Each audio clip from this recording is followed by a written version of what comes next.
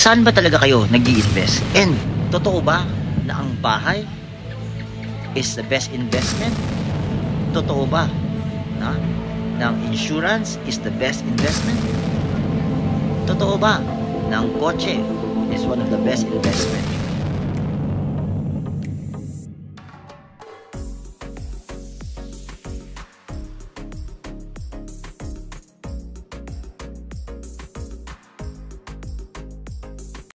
Great day mga tantuko, welcome to another episode of Real Talk with Ambassador. So today, pag-uusapan natin all about what is your best investment. So today, pag-usapan lang natin, saan ba talaga kayo nag-i-invest? And kung tatanungin natin ang sarili natin, what is your best investment? Totoo ba na ang bahay is the best investment? Totoo ba na ang insurance is the best investment? Totoo ba na ang kotse is one of the best investment? Ngayong araw na to, I'm gonna share to you what will be the best investment that you should do.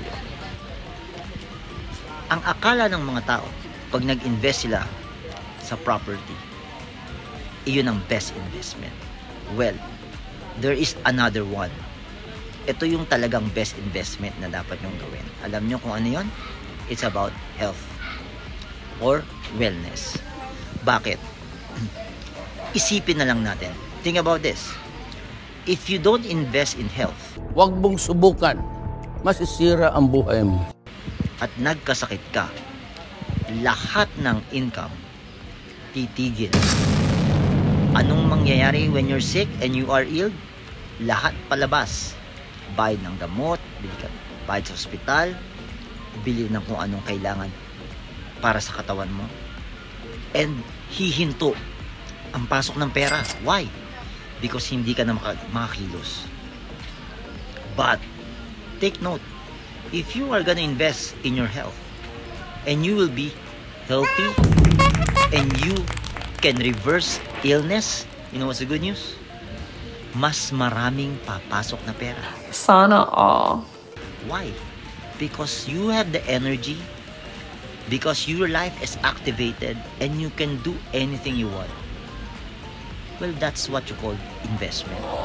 Minsan po namimiss natin ang true point of investment. Akala natin, pag naglagay tayo ng investment sa property, investment sa insurance, and everything, okay na.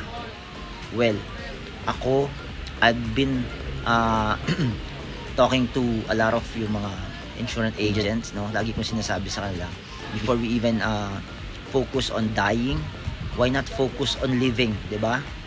Ba't hindi natin tutukan na habang buhay tayo, 'di ba? Masaya tayong nabubuhay. At the same time, ako lagi ko yan tinatanong, no? How's your health? How's your health? How's your inner health, 'di ba? Ang dami ko nakikita dyan, no? Lalo na yung mga nag-o-offer ng kung ano-ano. Lagi ko tinatanong pag nakita nyo sila, saan katutak na gamot ang iniinom? Is that what you call life?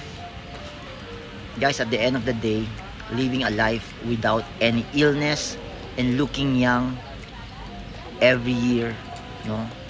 Nagkakaroon tayo ng youthfulness, no? Growth. Not only externally, but internally. That's the best investment. Yeah, guys, if you are watching this video until this point, don't forget to subscribe on our YouTube channel, Instagram, IG, and Facebook, Tantuko TV.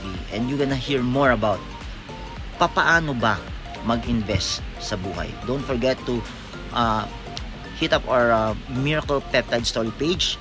And then from there, mapapanood nyo guys yung mga testimonies na meron tayo, no? From mga nagkaroon ng diabetic, high blood, paralyzed, lupus, mga aging problem, no? Autoimmune, anxiety, autism, guys. Hit up our page, no? And as I always end, guys, I always remind people, when science ends, Miracle Peptide Story begins. So stay happy para walang anxiety.